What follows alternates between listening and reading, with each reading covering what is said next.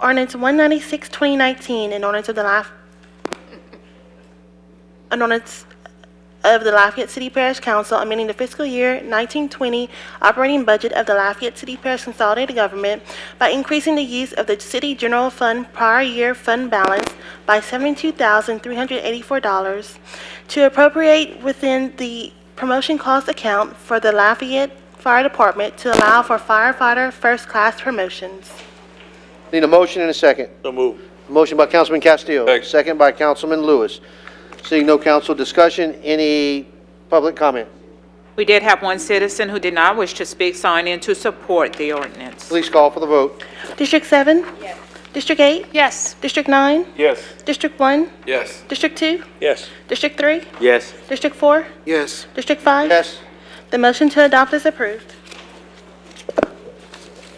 Ordinance 197, 2019, an ordinance of the Lafayette City Parish Council amending the fiscal year 1920 operating budget of the Lafayette City Parish Consolidated Government by increasing revenues in the amount of $118,181 received from the U.S. Department of Homeland Security for 2018 Assistance to Firefighters Grants for the Lafayette Fire Department, decreasing air pack testing and repairs in the amount of $11,818. So moved. Motion by Councilman Castillo, second by Councilwoman Hebert. Seeing no council discussion at this time, Ms. Williams, any public comments? No, sir. Please call for the vote. District 8? Yes. District 9? District 1? Yes. District 2? Yes. District 3? Yes. District 4? Yes. District 5? Yes. District 7? Yes. The motion to adopt is approved.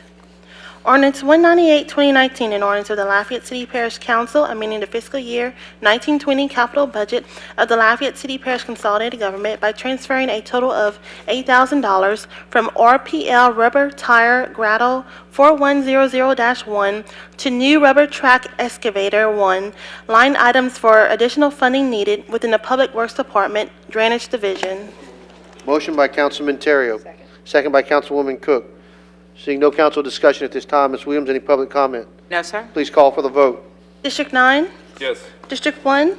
Yes. District 2? Yes. District 3? Yes. District 4? Yes. District 5? Yes. District 7? Yes. District 8? Yes. The motion to adopt is approved. Ordinance 199, 2019, an ordinance of the Lafayette City Parish Council amending the fiscal year 1920 capital budget of the Lafayette City Parish Consolidated Government by transferring $80,000 from the Willow Street Corridor Study MTC activity within the Development and Planning Department, Planning Division, to the Public Works Department Capital Improvement Program and appropriating to the University Avenue Initiative activity. Need a motion and a second. Motion by Councilman Lewis. Second. Second by Councilwoman Cook. Seeing no council discussion at this time, Ms. Williams, any public comments? No, sir. Please call for the vote. District 1? Yes. District 2? Yes. District 3? Yes. District 4? Yes. District 5? Yes. District 7? Yes. District 8? Yes. District 9? Yes. The motion is approved. Ordinance 200, 2019, an ordinance of the Lafayette City Parish Council authorizing and directing the Lafayette Mayor President to execute Amendment Number 1 to the wholesale water agreement between the Lafayette City Parish Consolidated Government and Milton Water System. Need a motion and a second. Motion by Councilwoman Cook. Second. A second by Councilwoman Hebert. I'd like to remind everyone that there is a proposed amendment by legal to further amend the agreement by substituting a new Exhibit A for the existing Exhibit A. I'd ask for a motion and a second on the proposed amendment. Motion. A motion by Councilwoman Hebert. Second by Councilwoman Cook. A discussion on the amendment. Seeing none on the council, any blue cards on the amendment? No, sir. I'd like to call the vote on the amendment. District 2? Yes. District 3? Yes. District 4? Yes. District 5? Yes. District 7? Yes. District 8? Yes. District 9? Recused. District 1? Yes. The motion to amend is approved. Any council discussion on the ordinance as amended? Seeing none, Ms. Williams, any public comments on the ordinance as amended? No, sir. Please call for the vote on the adoption of the ordinance as amended. District 2? Yes. District 3? Yes. District 4? Yes. District 5? Yes. District 7? Yes. District 8? Yes. District 9? Recused. District 1? Yes. The motion to adopt is approved. We'll now move to the portion of the appeals process. Please read. Appeal of Planning Commission Action, Crescent Cottages Tracts A-1 through A-8 and Fair Oaks Lot 48-A, PC 2019-0060. So move. Oh, no. I'd like to call on Development and Planning to the podium to explain, and then Ms. Abear, you have the floor whenever you're ready to speak. Thank you. Planning and Development to explain. All right, Ann Famoso, Development and Planning. This is the appeal of Crescent Cottages, Tract A1 through A8 and Fair Oaks Lot 48A. This is a request for preliminary plat approval for a subdivision of 1.66 acres into property into 9 residential lots. At the October Planning Commission meeting, the development was denied by the Planning Commission. There were 5 votes for denial and 2 were absent.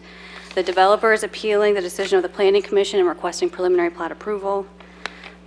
This property is located, do you think we could go to the, yeah, that's one more, that's good. Property is located on Baque Crescent Drive, about 1,100 feet from South College Road. It's located in a residential single-family RS1 zoning district. Property went to the Zoning Commission and the council a few months ago for a rezoning request from residential mixed, which was later amended to residential single-family 2, both of which were denied. Minimum lot size in RS1 is 6,000 square feet. The developer is proposing to develop 8 single-family detached dwellings on lots that are about 24.5 feet in width by 250 feet in length. At the Planning Commission meeting, the developer requested a variance of the side setback requirements to allow a 0-foot side setback on the one side and 5-foot side setback on the other side. And they also requested a waiver of the condition to have 1 shared driveway for 8 new dwellings. At the Planning Commission meeting, 13 people spoke in opposition to the development and 11 filled out cards in opposition but did not wish to speak. The Planning Commissioner's reasons for denial were commissioners' concerns with neighborhood character and compatibility. 2 commissioners stated that they felt the development was incompatible with the existing neighborhood where the surrounding properties have larger lots and lot frontages. Other reasons cited were drainage. The property backs up to Cooley Mean, and concerns with traffic. Baque Crescent Drive is a narrow dead-end street. And I'll take any questions. Ms. Abear has the floor. Then after that, Mr. Lewis. Thank you. Council, as Ann mentioned, this similar situation is already, with this neighborhood and this particular development has already come in front of us, and you guys already did not support this type of development in that neighborhood. I'll go ahead and just keep it really, really brief, but explain the reasons why. This is not a standard, not in my backyard, or kids playing in the streets, we don't want it kind of situation. This, the UDC was developed to be able to protect neighborhoods from just being able to develop anything, anywhere. And in this particular type of situation, what's being proposed to develop here does not match at all with the neighborhood that is existing in. You've had things come before that have been in my district that we've approved, but it was because it was on the edge of the neighborhood. This particular situation, it is in the smack dab in the middle of the neighborhood, as you can see, along a windy road, and having those kind of driveways and that many additional cars adding traffic to what is a very narrow road, just to me doesn't make sense. So I'm asking for your support to deny this appeal and not allow this development to happen. So again, you guys have already voted on this before. This come to you a couple of months ago and you supported my wishes on this, and I ask again for your support. I can answer any questions from council members, or we can, if they don't have any questions, we can go to the neighbors. That's a good question. All right, are you finished, Ms.? For now. Okay, Councilman Lewis, you have the floor. Then it'll be Councilman Boudreaux. Thank you, Mr. Chair. My question is, did staff weigh in on this? Did you guys weigh in on this? Staff does not typically weigh in on a planning commission case. We compile conditions of the development based on what's in the UDC for lot size, any traffic conditions, stormwater management conditions, utility easements and whatnot, and then we recommend approval based off of those conditions. So my understanding that y'all recommend approval to whom? To the developers or We recommend approval based off of the conditions of development that were outlined here, because they are, like I said, if we don't make a recommendation aside from what's laid out in the UDC. That was laid out in UDC. What did y'all come up with? They're meeting their minimum lot size. They've got some drainage requirements that they have to meet. They're requesting a variance of the setbacks. So that is something that is varying from the norm. Traffic has asked that they have one driveway that is shared for all of the lots. That is a waiver that they requested at the meeting. I believe that by the end of the Planning Commission meeting, they thought they might be able to compromise on that condition. But I think we look at it, traffic looked on it based off of 8 driveways that are on very narrow lots like that and felt that that was, one driveway would suffice. So all the conditions that you guys were asking for, did they reach these conditions? The All of them? requirements? Well, basically the one that was made to bring forward. There's to a the, way to, they probably could have made it work meeting all of the requirements, but they did ask for some waivers. Okay, thank you. Yep, thanks. Councilman Boudreaux, you have the floor, sir. Yeah, you answered one of the questions that Mr. Lewis had asked about the staff's recommendation and the mandates. But I just want to be a little clear as it relates to the UDC. Is there anything in the code that we adopted as the code that is not being administered here?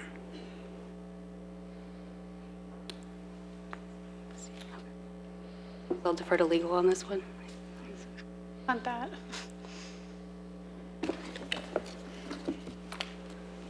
As I understand the question, is there any specific Sir, please provision? identify I'm yourself. sorry, Steve Oates, Assistant City Parish Attorney. Thank you, sir. Standing in for John Chopway, who had a conflict in this case. No particular provision like a maximum block length or anything. But in the UDC, you have general provisions in Article 3 and Article 4 that require, in addition to all the specificity, any decision to approve a subdivision shall also include evaluations of things that might relate to the decision, including but not limited to infrastructure capacity, current growth management, traffic congestion, and environmental impacts. At the Planning Commission meeting, the specific reasons that were stated by the various commissioners were the drainage impact going to Coulee Mean, the traffic congestions with regard to the narrow lots, and the impact, all permissible things under the police power for local government. But no, there wasn't a particular specific rule like maximum block length that was needed to be waived or was violated. But they were clearly within their police powers, the powers traditionally given under our Constitution to planning commissions and city parish councils. Right. On the single drive issue, and I don't know if this is for you, Steve, but on the single drive issue, did I understand that traffic recommended that? That came from traffic. That was a comment from traffic.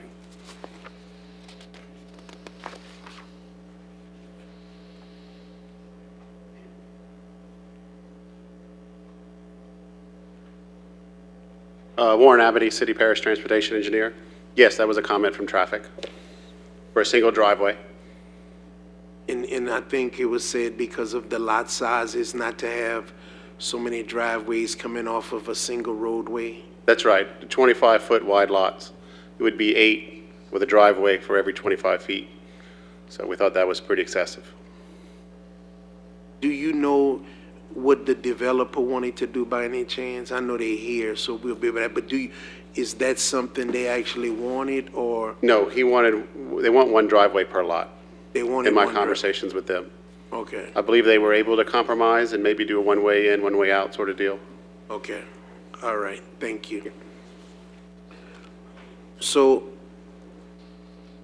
and I appreciate what Mr. Oates has said. I just want to make sure that I'm understanding that the UDC, as it relates to the stipulated regulations, was met. The concerns that was brought forward was the other things, the residual things, as you put it, the police powers, if you would, that exist for the Planning Commission to determine if this is good or not good. Yes, sir, that's correct. And it was particularly drainage, the traffic impact, drainage, traffic, just the infrastructure, the fact that it was a real narrow road that you'd be dumping those, all those driveways onto. Okay. Okay. Could planning come back, please? So these concerns that was brought forward to the Planning Commission as a recommending body, meaning the staff recommendation of it, is it safe or unsafe to say that staff were aware of these same issues when they made their recommendation on this particular development? Aware of the driveway issues? Driveways, Yes. drainage, road, Right. the minimum roadway. Right, and recommended approval with all of those conditions attached, with the one driveway, with the setbacks as they are in place, with all the stormwater regulations. It has, I mean, hold on, let me see what they... And I think you cleared that up for me. My concern here is that, you wanted to offer something? Yeah, Danielle Rowe, Development and Planning. I just wanted to add, and just to reiterate what Ann said earlier, the staff to Planning Commission does not make recommendations, unlike zoning, where staff does make recommendations to the Zoning Commission. So what they're providing is basically how a project does or does not meet the UDC. It doesn't say that we recommend a project going forward to the Planning Commission. Just to clarify that. It's different than in the Zoning Commission meetings, where staff will say whether or not they recommend or don't recommend a rezoning. So basically what is said here is this meets the UDC. Exactly. As is written. Correct. It don't recommend approval or. Correct. Unlike a zoning. And then at that point, the developer can then ask for whatever conditions they want waived against what the UDC says that they have to abide by for their development. Okay. Okay. So that clears that up. Thank you very much. I'm going to listen to some other things, but my concern here is going to be when a developer does everything that the code said they should do, and we deny them, I think that's a slippery slope. It's ironic that in this election that's taken place, that has been a very, very significant point of contingency, the validity of the UDC and the difficulty that it causes for a developer. And that's all I'm hearing is UDC, it makes it too hard for people to develop in Lafayette, is running people away. And here it is, a developer meets those conditions, and now we want to run the developer away after they meet them. I'm not talking about the department, Danielle. I'm talking about as a commission, is that here it is, somebody done met the UDC as is written, and we want to say it's not good enough, but yet all I've been hearing is that the UDC is too tough to do anything in Lafayette. So I'm concerned about that. Understood, and I completely agree with what you say. I just want to point out this lot is different than anything that we have dealt with in the history that we have in working with this. This is a lot that does not have to abide by the neighborhood zoning. It's owned by the diocese. It's got incredible depth to that lot, and again, they're not part of the HOA that would have restrictions on what they could do in that neighborhood. Again, the HOA is a civil issue. What they've been able to do is meet their minimum lot size by going incredibly deep on that lot, which is how they've been able to meet the minimum lot size of the 6,000 square feet that you see here. What you also know is that we've got a flood zone in the back of that lot. Because you can build in the flood zone, you can still count that square footage. When you actually overlay that, they would have to, if they were trying to build back there, they'd have to meet no net fill and all those other things. So, I mean, they've got a perfect storm of, yes, this allows them to do that, but typically a home would not be able to have anything built in the backside of that lot, which is the only thing that allowed them to have that 6,000 square feet of minimum lot size. So we are looking at some corrective measures to deal with minimum lot frontage and things like that you'll start to see in the UDC amendments that are coming forward, and are looking at infill development. Typically, this is not a location when we get into compatibility of a neighborhood where infill development makes sense. You want to put those things closer to intersections, things that are more highly trafficked and that nature. But again, we've got an incredibly unique site that has no other constraints on it, and so they were able to work the numbers to make this happen. So I think that's where you've got the Planning Commission really pushing, into that area of using their police powers on this one, because they understood that from a development perspective and what the UDC laid out, when we just list out the different conditions they have to meet, they had the ability to meet them. And that's where, as Steve was talking about, they really hit the police powers of this and looking at drainage, traffic concerns, compatibility with the neighborhood, all these things that start to fall into health, safety, and welfare, which is in the UDC as one of the things that they can look at to judge projects against. Right. So I really appreciate that, especially the acknowledgement of the homeowner association, because as you said, that's a silver matter. We've had a number of those attempted to be brought before. So, at the end of the day, as you put it for us, that has nothing to do with nothing here today. The thing is, the rules are in place. And there were a number of properties when the UDC was adopted.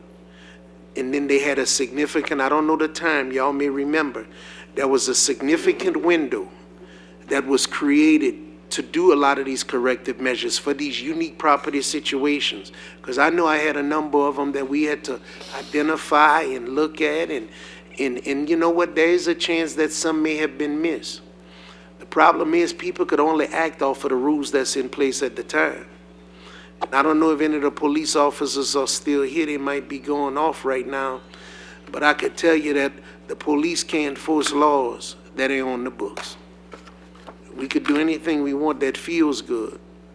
But if it ain't on the books, they can't enforce it. And that's where I think what Right. Mr. Oates was talking about in terms of the health, safety, welfare, that is in the UDC. Right. It just doesn't get put as, it's a lens that these cases are looked at for the Planning Commission. Look, I get it. It's real. That project I referenced earlier, Greyhound bus station coming into a neighborhood, which a lot of people push back against. I could show you real health, general welfare. I could show you that. I'm very familiar with it. Waste transfer stations going into black, minority, poor communities that a lot of people advocated for. I could show you real issues as it relates to health and public welfare and safety. Building some high-quality housing.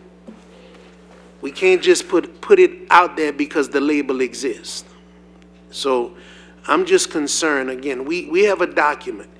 And if we can't get behind that document, we might as well throw it away. And that's what some people would like. And then we would have a free fall. But there's something there that developers and engineers and architects and community people looked at thoroughly and approved. Now, the way to deal with this is to amend it to reflect what they think should be. But until such time is amended, the book is the book. So I'm going to need to hear something to say why we need to deny these people with their investment, but I could tell you I haven't heard it yet. That's all I have, Mr. Chairman. Thank you very much. Thank you, sir. And at this time, I do have Ms. Hebert with a motion to deny the appeal. Do I have a second? Second by Councilwoman Cook. Seeing no other council discussion at this time, Ms. Williams, public comments, please. We did have 16 citizens who did not wish to speak, who signed in opposition to the appeal. We do have 7 speakers signed in, the first of which is Matthew Goula, and he will be followed by Mike Villion.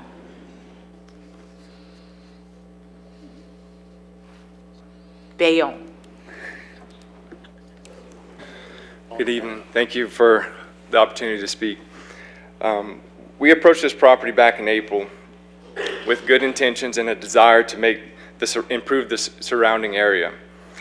We have followed all the requirements and the recommendation from the Planning and Zoning Department, the department in charge of regulating land use to promote public health, safety, and general welfare of the community. The department, during the zoning process, expressed that we were consistent with the comprehensive plan and that this large subject property is at a location with a demand for smaller lot size. The Planning Commission staff report includes several conditions we must meet in order to obtain a construction permit, and we plan to follow all of those conditions. We'll be working with engineers, Public Works Department to show drainage improvement for this location through a drainage impact analysis. Therefore, flooding will not be a direct result of this development. We have also compromised with the neighbors during this process by lowering our density request, and instead of townhomes, we have proposed detached single-family new construction. In closing on a positive note, I'd like to say that we're excited about the opportunity to revitalize this vacant piece of property with residential housing that is more suitable for the area and have a positive impact on this growing city. This property had a nursing home for up to 60 years in this location, which is why it's not a part of the Fair Oaks subdivision. I'd like to hit on a couple points earlier about the waivers that were mentioned. There was a setback, the zero lot line that we had requested. That was actually to benefit the entire development for the neighborhood, because there's a natural barrier on the left side with trees. So we figured it'd be best to hug that side to have a further distance from the neighbor on the right side of the development.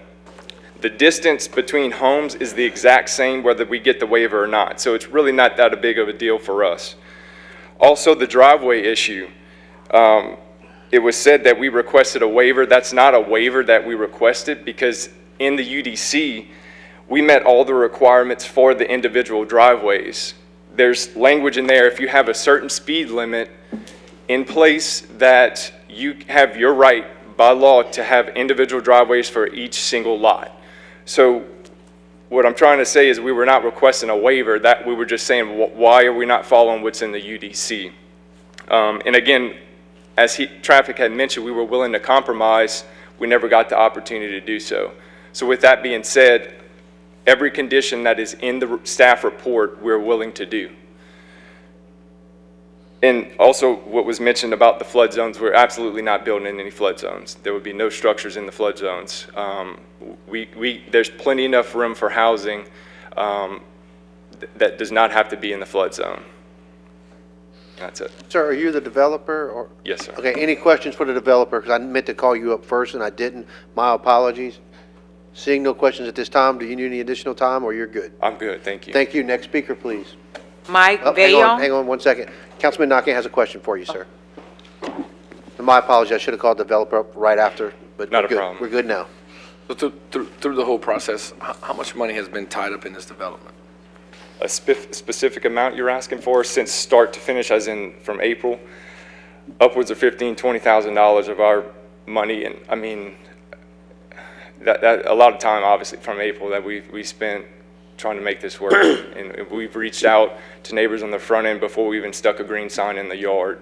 We're willing to, accommodate and work with these guys. And You said there was a nursing home that was in that area? it was a nursing home for over 60 years. I do have pictures and images. In that particular location? In this location, correct. I have pictures showing the traffic and parking issues. There was parking across the street on all the neighbors, down the street. So, a lot of the arguments that we've been hearing through this whole process is the rich history of the subdivision, which I think it's a great subdivision, but this nursing home was in place since people have been investing in this location. So to say that we're going to be the reasons why it's not a rich neighborhood anymore, rich as in a beautiful area, it doesn't make sense to me. I think we're making it more appropriate for the subdivision, changing it from commercial to residential housing, and it's going to be detached, and they're going to be, in an upper price point. If it was commercial, they could put a pipe yard, or they could put whatever they need right there, right? Right. Okay. So you're taking it from commercial to residential Correct. without them having any type of Hold on, no. loud business? Can't be, right? Back up. I want As- to make sure everyone has the whoa, correct. whoa. I just want to make sure everybody has the correct information, that's all. I'll let you come back. I'm just trying to I know. get a grasp. Zoning on the property is residential single family, and it's been residential single family. Even when the nursing home So it was would have been there? non-conforming when the nursing home was there. Uh-huh. So it's RS1 now. They applied for a rezoning to put townhomes, I believe. Yeah, we applied for RM1. RM1, that was denied. And now they're subdividing it as it is in RS1. For 8 homes. And I'd like to hit on that rezoning For point you made. eight homes? 8 homes, correct. That's what you built? We're proposing 8 homes on 1.66 acres. And I'd like to hit on the rezoning that we first went through. We were proposing townhomes, like I mentioned, we compromised. The townhomes, we were projected to be around a density of 12 to 14. During that process, we were not recommended by the staff for the RM1, but we were recommended for RS2, which is even more density than what is currently in this zoning of 8. So we were recommended for RS2. Which would have been more density? That Which was, would have been I more- believe it was up to 12 in the report, we can have the staff confirm that. So what was it when the nursing home was there? It was the current zoning, it was a nonconformity in the RS1 zoning. Okay. As far as, correct, yeah. But a nursing home was considered, I guess, yeah, residential, I guess with the, And it was about a 16,000 square foot building, and part of it was built in the flood zone. y'all had to tear down that building? The diocese did. The property was donated to the diocese. Okay. And it was, I believe, November, December of 2018, it was demolished. Okay, all right, that's all I have. Liz. Thank you, sir. Councilman Thank you. Boudreaux, you have the floor. Can somebody tell me if this property is in the neighborhood or is it not in the neighborhood? It's smack dab in the middle of the neighborhood, but I'll let them speak to it. Yeah, it is tracks A1 through A8, the really skinny ones in your packet that you see, those are not in the neighborhood. That's not in Fair Oaks. Fair Oaks kind of wrapped around the nursing home. It picks it up on it's like a U around it. But It's But not, where that was is not in Fair Oaks subdivision. They are picking up part of, that's why it says Fair Oaks Lot 48A. There's one lot on that north side where there's an existing house where they re-subdivided it and took some of the, looks like some of the backyard to create more space for the first thin lot, and that is in Fair Oaks. That's why it's tracks A1 through A8 and Fair Oaks Lot 48A. Because it, so the original location of the nursing home is not in the neighborhood, but a part of the neighborhood was sold to them voluntarily. being brought in and And re-subdivided. that was part of the neighborhood. Right, but where they're proposing to build new homes is not part of the neighborhood. But they are bringing in a little bit of the Fair Oaks on one of the lots, Which was in the neighborhood. which was in the neighborhood, is my understanding. Okay, that's what I needed to Yeah. know. Thank you. That's it. All right, thank you, Mr. Boudreaux. Seeing no other council discussion at this time, we will continue to comments from the public. Ms. Williams. Mike Vail, followed by Marcy Baque. Good evening. My name's Mike Vail. I'm in a family-owned home for over 50 years. Baque Crescent is a good subdivision, good road. We were really happy whenever the nursing home was torn down because that was major problems. It is part of the neighborhood. It may not be zoned, but it's right off of Baque. We would like to have something built. It would like to be a nice home like the rest of the homes. A quarter of the way down Baque is all apartment complexes. There's enough trouble with that now. I have children. A lot of people in the neighborhood have children. We want to keep it quiet. We have problems with speeding, with trash being thrown out, and there is flooding issues. It could be corrected, but more concrete will not absorb the water. And that's all I have to say. Thanks. Thank you, sir. Next speaker, please. Marcy Baque, followed by Frank Baque.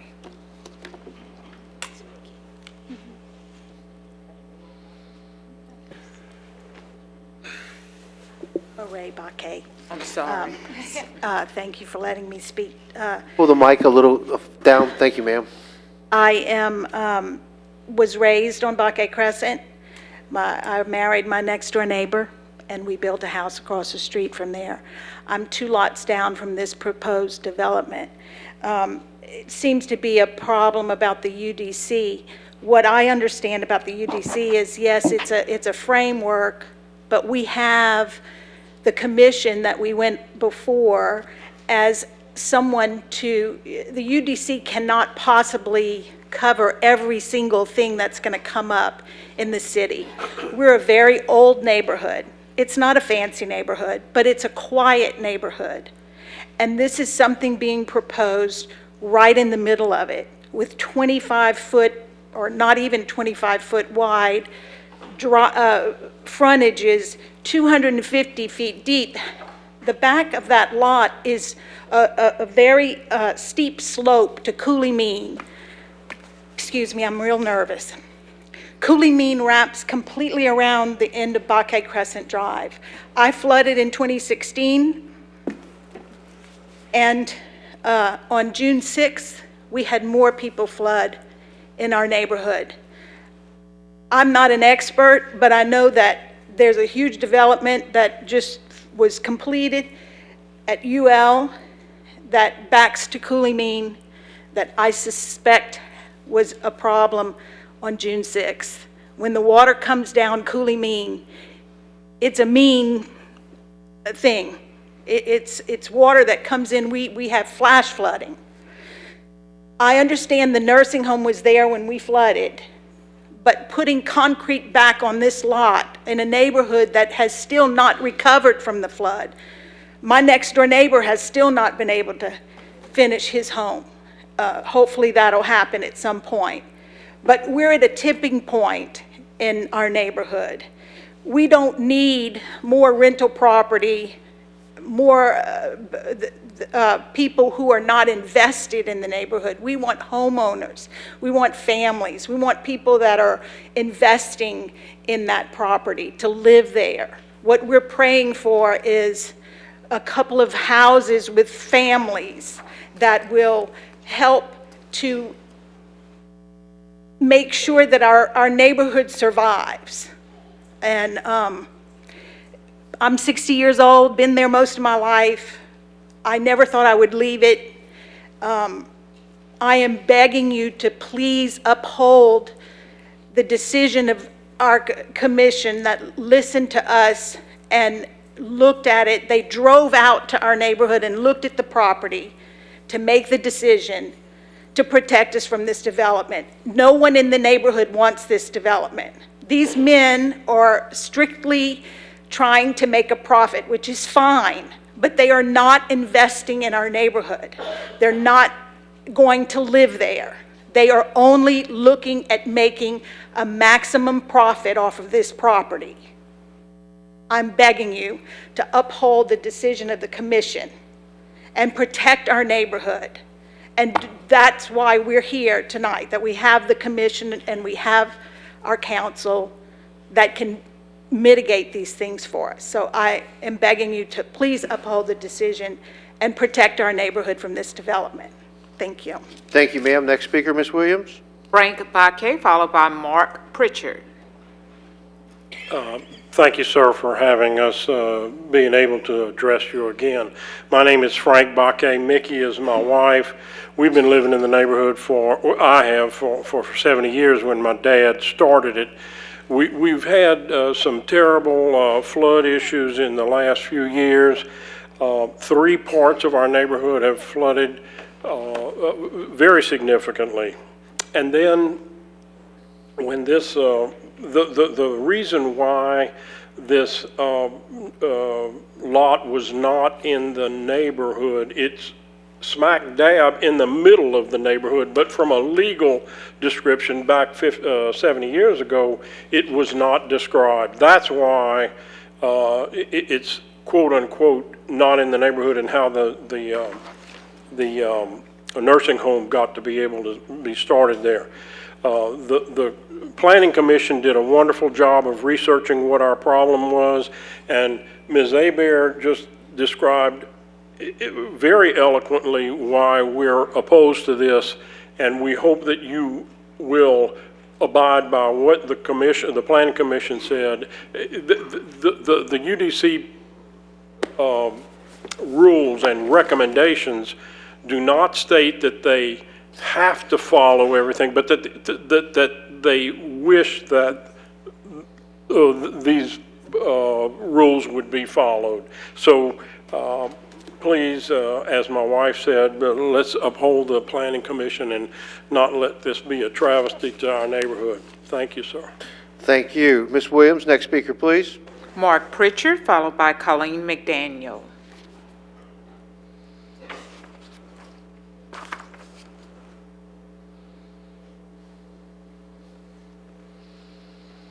Good evening, Mark Pritchard. I live at 134 Hillside Drive on the corner of Baquet Crescent.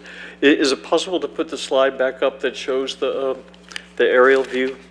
A couple small points I want to bring up first. One is the 1.66 acre figure. I'm not sure where that came from. What we call the old nursing home property is barely over an acre, maybe 1.06 acres. So that's, I think, significant. The other thing I'm curious about is the inclusion of Lot 48 into this. That just was sort of sprung on us around the time of the last Planning Commission meeting, and before that time there was never any mention. We have no idea what the developers are planning to do with that piece of property. Another thing, I think, to address a couple of the points that you raised, Mr. Boudreau. I understand the thinking about, you know, setting up rules and allowing people to work within those rules. But I think we have a Planning Commission for a reason, and that's to make sure that where the rules result in unintended consequences, that can be dealt with. And I think Ms. McDaniel has a quote from the UDC itself that specifies that the UDC does not intend that merely by following the rules that developers can do what they please with the properties, and that's why we have a Planning Commission. I'm not interested in beating up on the UDC. I'm a fan of progressive zoning and development, urban planning. However, I think someone referenced earlier that this particular situation was not really foreseen when the 6,000 square foot minimum lot size was specified. So here we are ending up with, in an RS1 zoned neighborhood, lots that are less than 25 feet wide. So I'm pretty sure almost no one here lives on a lot less than 25 feet wide. Most of our garages are close to that width. So I'm going to jump to my prepared notes here and stop me if I run out of time, please. So to focus on the lot area or square footage and to disregard the significance of the street frontage is to disregard the place where the private home meets what is sometimes called the public realm. This is where the lot meets where your neighbors are, where they walk by and see you and visit you. In our neighborhood of 65 homes, the vast majority of the lots are between 90 and 110 feet wide. The narrowest are 70 feet wide, and some are up to 200 feet wide. With frontages of about 100 feet, driveways typically take up less than 25% of the property width, and garages and carports comprise less than a third of the home's facade, the remainder of which includes a front door and windows and porches. And because the driveways take up such a small percentage of the yard, the remainder is green space, which the homeowners develop and maintain in their own way. To allow a row of 8 homes, each on a lot barely 24 feet wide in the context I've just described, would be extraordinarily disruptive and inappropriate. Our daughter lives in a shotgun house in New Orleans, and it's wonderful, but it's in a neighborhood of similar homes. This is a very different context. Here, just providing parking for 2 vehicles would consume most of each lot width. Additional vehicles would end up on the street and most likely along neighboring properties. 8 homes on this property would almost double the number of homes and presumably cars from Irene Circle to the cul-de-sac at the end of Baquet Crescent. The pavement width of Baquet Crescent to Irene is just over 18 feet wide. And for those of you who don't know, a typical parking space in your grocery store parking lot is only 9 feet wide. So we're talking about lanes of traffic just the width of a commercial parking space. So, and I'll just add this one other illustration. As we're contemplating the appropriateness of this kind of development, I'd like to point out that on Myrtle Place, one of our treasured older neighborhoods in Lafayette, there's a vacant lot right now, which if this 6,000 square foot requirement was applied, it could be divided into 3 lots. Your time is Time's up. Thanks for hearing me. Thank you. Next speaker, please. Next speaker is Colleen McDaniel, and she will be followed by Barbara Stevens. Good evening, ladies and gentlemen. Thank you for hearing us out. I want to clear up first some misstatements. The lot is barely over 1 acre. The 1.6 acres was mentioned. It's not. The back third of that lot is basically unusable. So we're talking about a lot, an amount that's probably a little bit more than half an acre. Also, the zoning, they did not reduce the zoning. That's what the zoning reverted to, RS1, when the nursing home was torn down because another one was not built within a specified period of time. The neighborhood, and I hope that if you've talked to people about this before, that you haven't been sold a bill of goods, because this is not a rich neighborhood. This is a middle-class neighborhood. The zoning planning people who went there describe it as quaint. It's not Greenbrier. It's not super Greenbrier. It's just an old Lafayette neighborhood that's been here since 1954. We were very honored to have our most senior resident come and speak against it. Everyone in the neighborhood, and it's a diverse neighborhood. It's racially diverse. We have people who are hairdressers, car salesmen, doctors, lawyers, teachers, nurses, very financially diverse and racially diverse and religion-wise diverse. And the feeling is that this is out of character with our neighborhood. You can see how it looks. It looks like someone just combed that lot. And there's a distinction between the neighborhood and the subdivision. It's technically not in the subdivision, but it is right in the heart of our neighborhood. That's exactly where it is. And it will double the size of the amount of traffic and the amount of people there, the amount of waste, the amount of flood waters. And there's been statements that it is not in the UDC. Well, I hold in my hand a copy of the UDC, Unified Development Code, and I would like to read, as I don't have much time left, but I would like to read to you.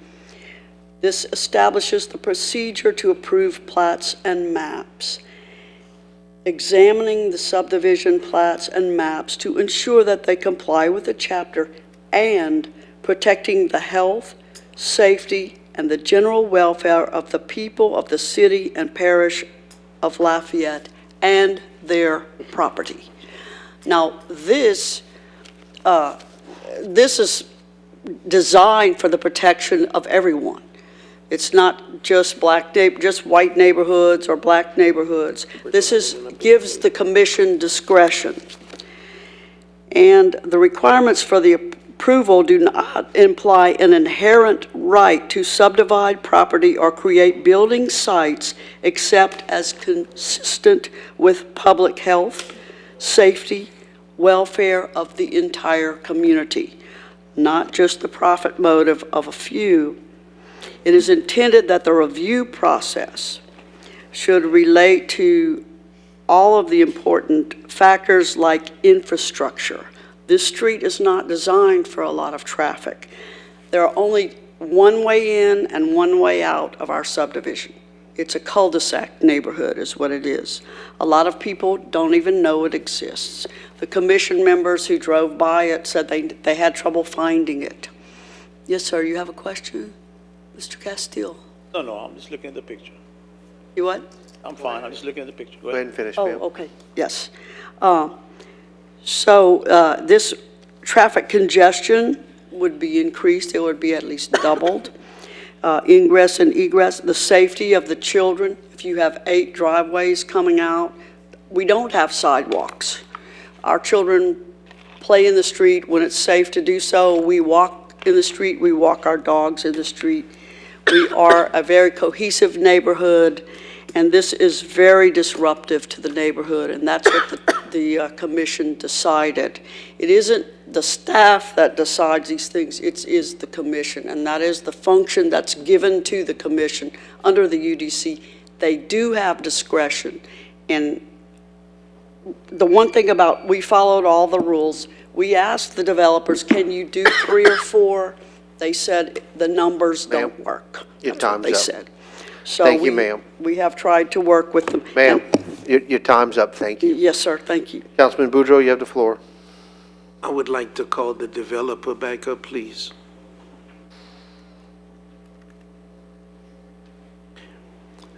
As you approach the mic, I represent a community that has too much rental property. I do feel, as it relates to the neighbors to this property, that rental is has reached its max in Lafayette. That there's a lot of rental ability for those folks who want to rent. So I've been advocating for quite some time now for home ownership. One of the speakers indicated that this was rental property. I want you to say on the record, is this rental property or is these homes going to be sold for ownership? So we're promoting home ownership. These detached, single-family, new construction, we're planning to be at the $280 price point, $280,000. This is not a rentable product for us. This is something we want to sell, and we think what we plan to do, and to hit on the extra piece we have, it's a beautiful area with many trees, so we're trying to make it a little common area, and that all just creates a sense of community. It's a beautiful piece of property, and we're promoting home ownership. So your price point, are you going to be attempting to sell these properties at $280,000 Yeah, a piece? That is correct. Okay, thank you. All right, you good, Mr. Boudreaux? Sorry. Yeah. Okay, Councilman Lewis, you have the floor. Developer before.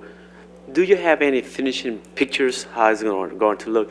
And my next question, while you're looking that up, someone can tell me, did this property flood in 2016, the one that you guys are? It did flood. As far as we know, the nursing home did not flood in 2016. The building did not flood, correct. And we're, like I mentioned earlier, not building in the flood zone. I do have,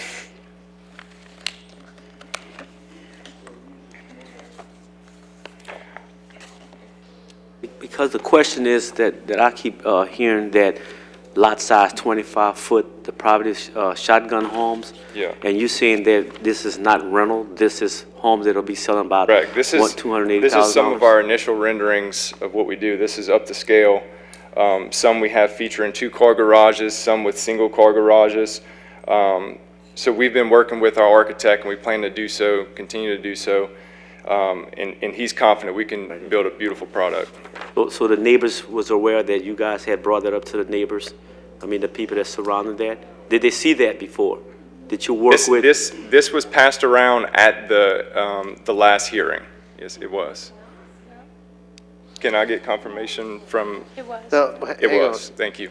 Let's, in the audience, let us have the dialogue. Go ahead, sir. Yeah, so my question is, I think you answered that it was presented. Correct. Yes, sir. And were the neighbors aware of this as well? Yeah, this was passed around. Yes, sir. Okay, because I'm trying to figure out how this can become rental property. And when you're exactly. telling us something, the question that Mr. Boudreaux asked. Yeah, I think they're probably referring to when we first went to rezoning, when we're proposing the townhomes. Like I mentioned, these are not townhomes anymore. We detached them, so we're promoting home ownership. And you lowered those stands from 18, from my understanding, it was 18 on first one, but it was more or less attached. Correct. And now they are detached, so that's why it went down to 8 of them. That is exactly right. And it's on a little more than an acre of property. Yes, sir. Then the remaining is, from my understanding, is 0.6 acres is in the flood zone that you guys are not using. Correct. We were planning just to clear out some of the trees, just the scrubs, leave the trees, obviously, but we think it'd beautiful for the neighbors. And I just want yeah. I just want to make sure I'm understanding correctly. Correct. The property value is about $280,000. That's what you guys are projecting to sell these homes. That is correct. Not rental. That is correct. Mark, I said thank you. Thank you. Thank you, sir. Ms. Williams, next speaker, please. Barbara Stevens, followed by the final speaker, Linda Juris. Thank you. First of all, we've never seen that. We were shown one with all attached. That's so out of character for our neighborhood till it's laughable. I bought my home, my husband and I and 2 daughters moved into that neighborhood in 1977. My daughter passed away in that house. We want to keep that house and that neighborhood together as a cohesive neighborhood. I know every person in our neighborhood almost, and I can name their pets too.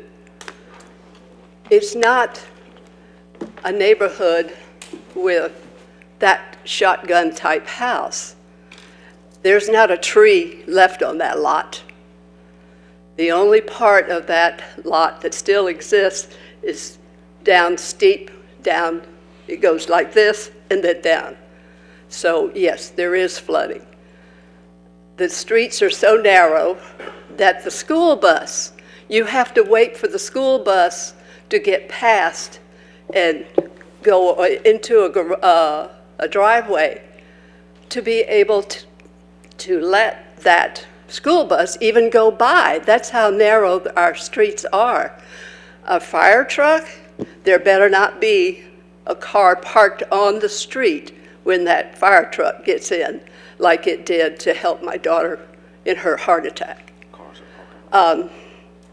It's just not within our neighborhood.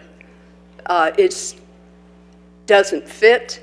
It's going to create more traffic for our children, and it's just not cohesive to our neighborhood. And I don't know if you've been down South College and looked at Duraney Street, where they built these, I don't know what you call them, they're townhomes, but all of the garages are on the front. Now they built, I don't know how many of them there. Today I drove by, one is for sale, one is for lease, one is for rent. That's what can happen to these houses. yes, they are sold as homes, and then, we don't like it anymore, and then they turn them into rental units. That happens. And there is no way around that. Once that kind of development goes in, there's nothing you can do about it. But it's not within the character of our neighborhood. And we really don't feel that it promotes the kind of cohesiveness in our neighborhood that we experience there. We know each other, we take care of each other. The Pritchards offered their garage for my little car so that I could not let it flood in the garage. My neighbor across the street came and helped me move furniture because in 2016, I was in peril of flooding. We help each other. This kind of neighborhood, this kind of development, which this is the first we've seen of it, still doesn't fit. It doesn't fit the character of the houses around it. Most of the houses, some are two-story, some are single story,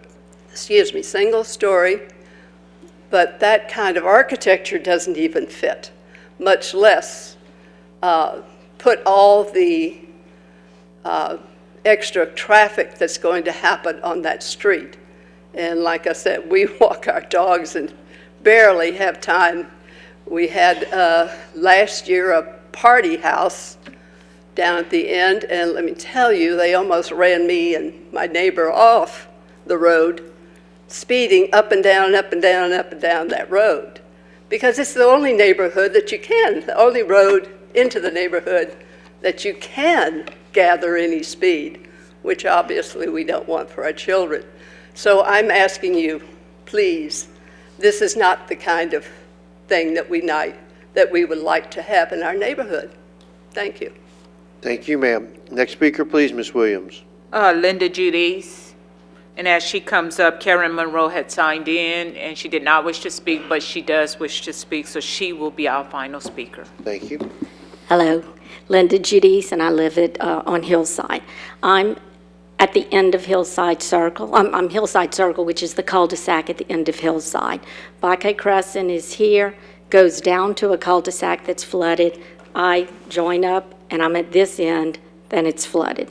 In 2016, I flooded. I don't even count that. That was explainable. We throw that off the books. But then 5 months ago, I flooded again, and that freaked me out, and now I'm getting involved. So anything that's an impact there, you're going to hear from me. Mr. Boudreau, I'm a visual learner, so to kind of give you an idea, since you were asking, is it in the neighborhood? When they say it's not in the neighborhood, yeah, it's not, but it is. So to help you understand it, if you're driving down West Bayou Parkway, and you're on West Bayou Parkway, if you look to your right, this area would be similar to one large house on West Bayou Parkway. So if you just take out that one house and say it's not in the neighborhood, that's basically what they're talking about here. So I was floored when I even heard that is not in the neighborhood because it's so physically in there, it's just legally it's not. We're already diversified because the front on South College, we already have, I don't mean to be talking just to you, it's just to answer your question about if it's in the neighborhood, but we have apartments on South College. We're already diversified. We have our quiet little neighborhood in the back and all the apartments in the front. Then another point is, I do have a question for y'all, if we can kind of communicate like this. Have any of y'all, I know Liz has, how many of y'all have driven down Baque Crescent to know the area? Nanette, thank you. Okay, now, of the two of you, if you drive down Baque Crescent, did you get out of the car and see the lot? Okay, so you do have a nice lot, a nice wide lot, but only half of it in depth can be used. Now, at 20 feet, 20 whatever feet wide, I started counting chairs. That's about this first row of chairs right here. So if you're going to build a $280,000 house, common sense says you're going to have to go pretty far back with it. So you either have to fill in where the back half drastically drops, which where's that water going to go? I hope they have a good drainage plan, because UL didn't, and all of those new apartments on Johnston, all of the roofs, all of the cement, everything drained down Cooley Mean, and I flooded again in June. I don't know if that's the reason, but you know what? It adds to it. And all of these little things that add to it, I think that's where we fall in the UDC code. It does hurt our neighborhood. So, and if they don't backfill, if they're going to build these homes, then it has to drop down, similar to, like building on a mountainside. And if you do, then they're going to flood. Their bottom half will flood because it floods now. When y'all asked if it flooded, no, the nursing home didn't flood because they were on the higher part. The back part did, and it flooded then into the neighbors on Irene Circle also, on Irene Street. Drops drastically. Okay, if we flood again, when we flooded in 2016, we invested. We used our insurance money. We had flood insurance. Flood insurance goes up. FEMA sends out a letter saying, can't flood again, da-da-da. When we flooded in June of this year, we didn't even claim it. Because if we flood again, if we have another massive flood, we're maxed out. We've maxed out on insurance, they're dropping us, and we've maxed out on our own personal money because we went into our own bank, understandably so. It's our home. We invest in our home. We've been there for 20 years. We bought from the Stevensons, who when they sold, they built 2 houses away from us. That's how much we love our neighborhood. So I'm appealing to compassion here. You know what, the UDC code, everything that anyone comes up with have flaws, and you learn from them. We hope our neighborhood isn't the lesson that gets learned from it before it gets changed. Thank you for your time. Thank you, ma'am. Next speaker, please. Final speaker is Karen Monroe.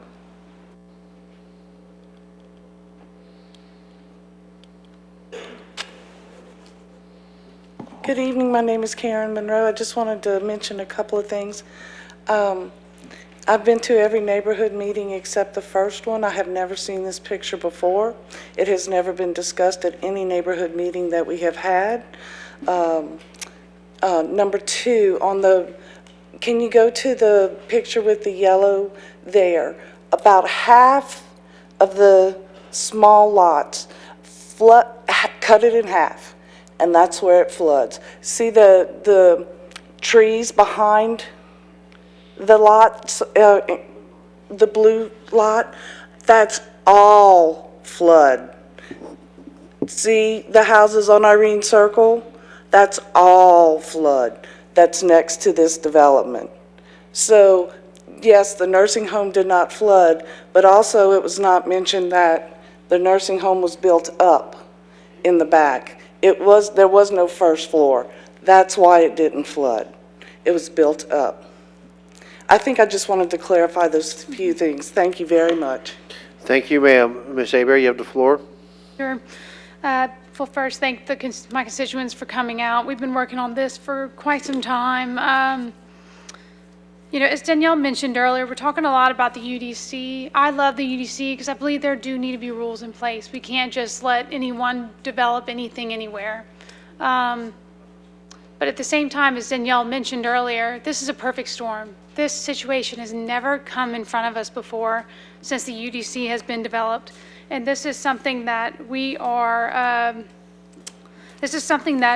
actually working on to amend in the UDC, because yes, it is a book of rules, but those rules are meant to be amended. It's a working, living document, and that's been established time and time again as we amend these things. They have mentioned already that there's an intention to amend this very thing. And as Ms. Linda just mentioned, is why let them be the last person? Why let them be the cautionary tale? Is we have an opportunity to not let that happen. We as a council select people to serve on this commission, the planning and zoning commissions, to hear what the residents have to say, to see the plans, to see everything. We elected them to sit on there and serve and to vote, and we trusted them to vote as a representative of us, and they didn't support this. And I can tell you, I was there every time they've come in front, and they drove that neighborhood. Every single one of them said they drove through that neighborhood, and that is why, seeing what they saw, seeing the plans, they did not think that this needed to pass. So I ask for your support in this. I know it's not a fun decision because, yes, the developers did follow the rules. But why even have this process? Why even play this game of, well, let's let them appeal, let them come, let them talk, let them get emotional if we're just not going to even entertain the idea? So I'm asking for your support. This is already going through the process with planning and development to be amended. So I'm asking you to support me and not granting this appeal. Thank you. Thank you, Councilman Boudreaux. You have the floor, sir. Who looked at the drainage situation? Did Public Works get involved as of this point or not yet?